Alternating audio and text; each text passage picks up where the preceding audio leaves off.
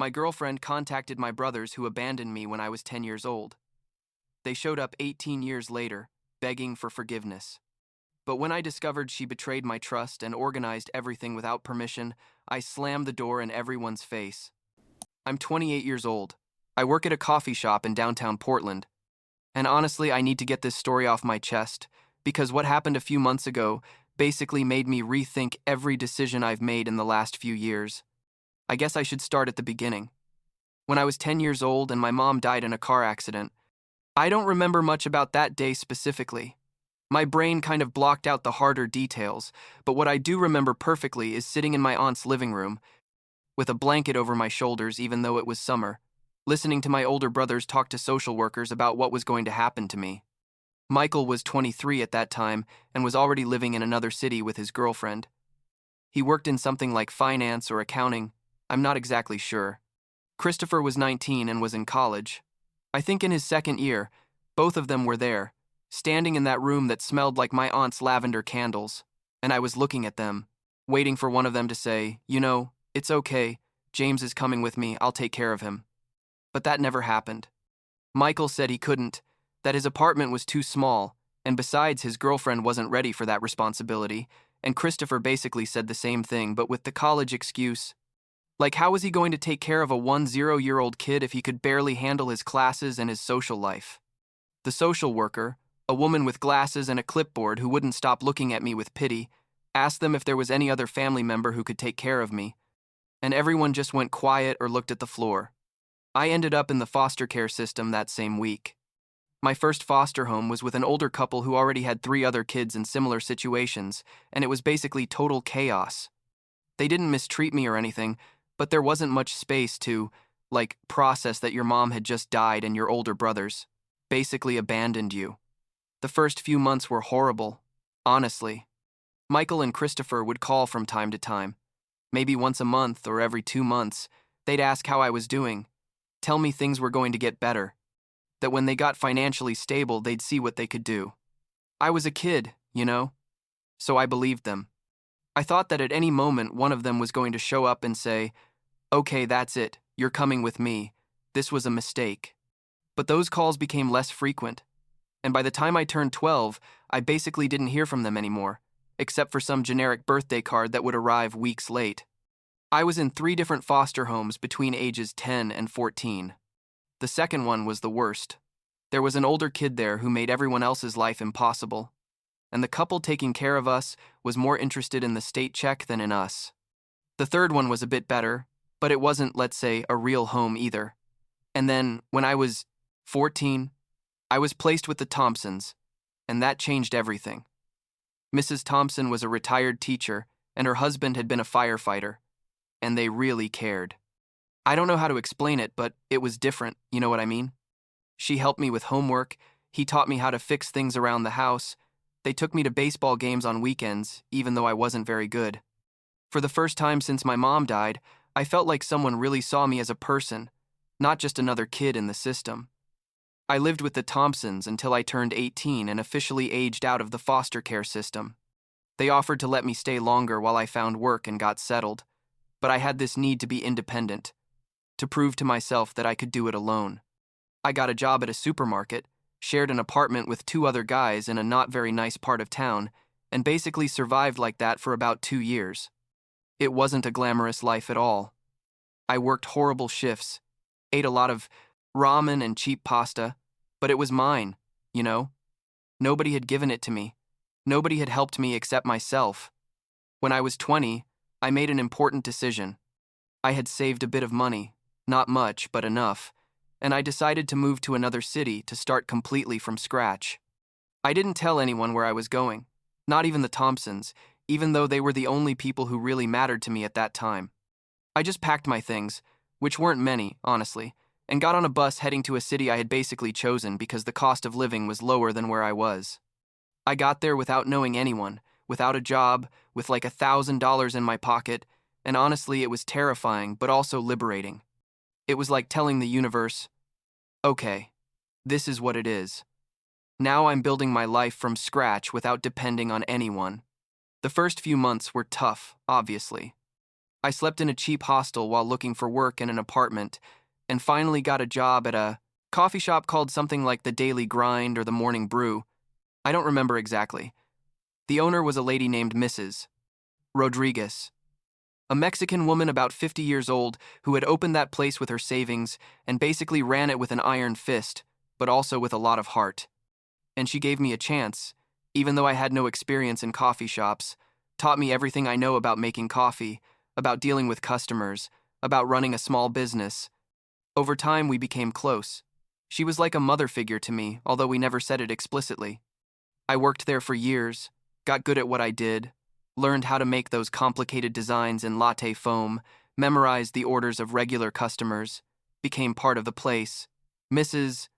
Rodriguez promoted me to assistant manager when I was about 22, which meant more responsibility but also better pay. I was finally able to move to a decent apartment. Nothing fancy, but it had my own bedroom and a functional kitchen, and I started to feel like my life was going in the right direction. And all this time, my brothers didn't exist in my life. I didn't try to contact them, and they clearly weren't thinking about me. I had made peace with that, or at least I thought I had. It was at the coffee shop where I met Emily. She started coming regularly, always ordered an Americano with an extra shot and a donut if there were any chocolate ones left. She was funny, smart, studying graphic design at the local university while working part-time at a clothing store. We started talking beyond the typical customer-barista exchange, and eventually I asked for her number. Our first date was at a cheap Italian restaurant where the pasta was kind of undercooked, but we laughed so much it didn't matter. Emily was easy to love, you know? She was one of those people who make everything lighter, more fun. I told her about my past, about my mom, about foster care, about my brothers. She listened to everything without judging, hugged me, and told me I was incredibly strong for having overcome all that. We dated for about a year before we moved in together. We found a slightly bigger apartment, in a better neighborhood, and for the first time in my life, I felt like I had something close to a real family. Emily's family accepted me completely. Her parents invited me to Sunday dinners. Her younger sister asked me for advice about college. It was all very normal and warm and different from anything I had experienced. I was allowing myself to be happy, lowering the guard I had kept up since I was 10 years old.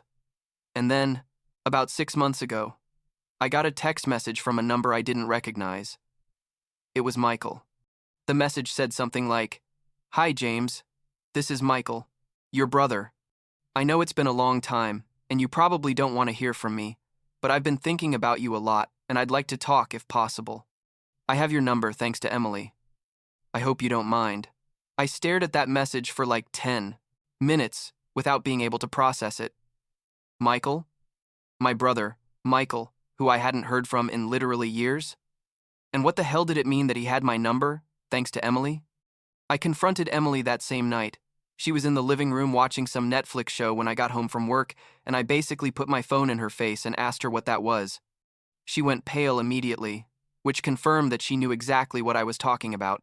Turns out Michael had found her on social media like 2 months ago, had sent her a message explaining he was my brother and was trying to reconnect with me, but had no way to contact me. Emily, in her infinite naivety or stupidity, decided it was a good idea to give him my number without asking me first. She told me she thought she was doing something good, that family is important, and that maybe I needed that reconnection, even if I didn't know it. I said, "Really? You really thought it was a good idea to give my private information to someone who abandoned me when I was 10 years old without even asking me if I wanted that?" She started crying and apologizing, saying she only wanted to help, that she didn't think it was that serious, that her intentions were good. But that was exactly the problem, you know? She made a huge decision about my life, about my privacy, about my right to keep certain people out of my world, without consulting me. Her intentions didn't matter. What mattered was that she basically betrayed me. I told her I needed time to think, grabbed some things, and went to sleep at a coworker's place that night. The next few days were an emotional mess. I kept getting messages from Michael, each one longer than the last, explaining that he had matured, that he regretted not helping me when Mom died, that Christopher also wanted to talk to me, that both of them had been talking and realized how badly they treated me. Each message made me feel angrier.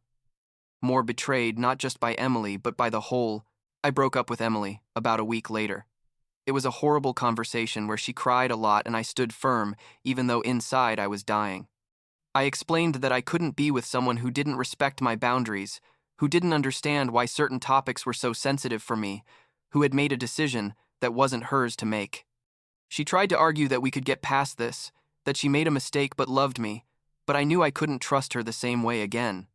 I moved out completely from the apartment we shared, took my things while she was in class because I couldn't stand another painful conversation, and basically cut all contact. Emily's parents showed up at the coffee shop like 2 weeks later. It was super awkward because I was working and there were customers around, but they insisted on talking to me. They told me I was being too hard on Emily, that she was just trying to do something good. That family is sacred, and I should be grateful my brothers wanted to reconnect instead of being angry. I told them, as politely as I could muster, considering I wanted to yell at them, that I appreciated their concern, but this wasn't their business. Emily's mother said something about how I clearly had unresolved issues and was projecting my trauma onto her daughter, and at that point, I basically asked them to leave before I called security. Mrs. Rodriguez saw them leave and asked if I was okay, and I just shook my head and kept working because what else could I do? And then, as if all this wasn't enough, Michael showed up at my apartment. I don't know how he got my address. Probably Emily also gave him that before we broke up. But one Saturday morning he knocked on my door, and there he was. About 33 years old now, he was 28, with a beard and beer belly and a nervous smile. He said, "Hi, James. I know I shouldn't be here, but I really need to talk to you." I just stood there at the door in sweatpants and an old t-shirt, looking at him and feeling absolutely nothing except a kind of cold emptiness. I asked him what he wanted, and he started with this whole speech about how he'd been in therapy, how he'd realized how badly he treated me, how Christopher and he wanted to make it up to me somehow. I asked him, "Where were you when I was 12 and in my third foster home where the other kids stole my food? Where were you when I turned 15 and all I wanted was for someone from my family to show up to my school event? Where were you when I turned 18 and aged out of the system without anyone backing me up?" Michael went pale and started stammering apologies, saying he was young and immature, that he didn't know how to handle the situation after Mom died, that he was also processing his own grief. I told him I understood, that it was probably difficult for him too, but that didn't change the fact that he abandoned me when I needed him most. I told him I had built a life completely without him and without Christopher, that I didn't need them then, and I don't need them now, and that I appreciated the apologies, but honestly, they didn't mean anything to me. I asked him to leave and not contact me again.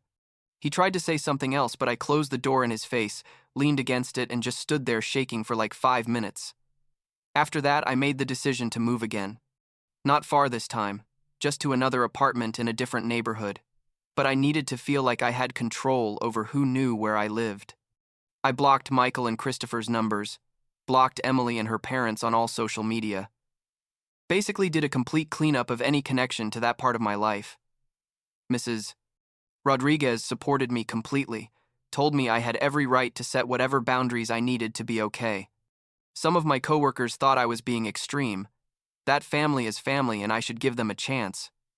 But nobody who hasn't lived what I lived can really understand why that wasn't an option for me. About a month after all that mess, I reconnected with Daniel, a guy I met at one of my foster homes when I was about 15. We ran into each other by chance at a record store, one of those that sell vintage vinyl, and we recognized each other immediately. We went for coffee, ironically at a competitor coffee shop from where I work, and talked for hours. He had also aged out of the system, had also built his life from scratch, and completely understood why keeping my biological family out of my life was the right decision for me. He didn't judge me, didn't tell me I was being harsh or uncompassionate. He just got it. We started hanging out regularly after that, and honestly, it's one of the best friendships I've had. Now, 6 months after all this, I'm okay. I mean, I'm not perfect. There are still days where I think about everything that happened and I feel angry or sad or confused. But overall, I'm okay. I'm still working at the coffee shop, Mrs. Rodriguez and I are talking about possibilities of me opening my own branch eventually, which is exciting and scary at the same time. I'm saving money for that, living more modestly than I probably need to, but I like having that goal. I've been on some dates here and there, nothing serious yet, but I'm open to it when the right person comes along, someone who understands and respects my boundaries from the beginning. Last week, I found a letter in my mailbox, sent to my old address, but forwarded to the new apartment. It was from Christopher. I opened it, even though my first instinct was to throw it away. And basically, it said the same thing as Michael. Apologies, regret, wanting to reconnect.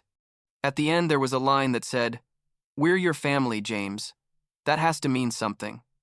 I read it twice, folded it carefully, and threw it in the trash. Because the truth is no. It doesn't mean anything to me. Not after everything. The Thompsons mean more to me than Michael and Christopher will ever mean. Mrs. Rodriguez means more. Daniel means more. Family isn't just blood. It's who was there when everything fell apart, and they weren't there. I don't know if this was the right decision, or if there even is a right decision in situations like this. There are people who think forgiveness is important, that everyone deserves second chances, and maybe they're right in some cases. But I spent years waiting for my brothers to realize they needed me as much as I needed them, and it never happened. I built a life without them, became someone without their help or support, and now that they show up wanting to be part of it, it's simply too late. And it's okay that it's too late, because I'm fine this way. I don't need them to be happy or complete or successful. That's probably the most important lesson I learned from all this. That you can choose your own family. That you can set boundaries even with people who share your blood, and that it's completely okay to prioritize your peace of mind over expectations of what family should be.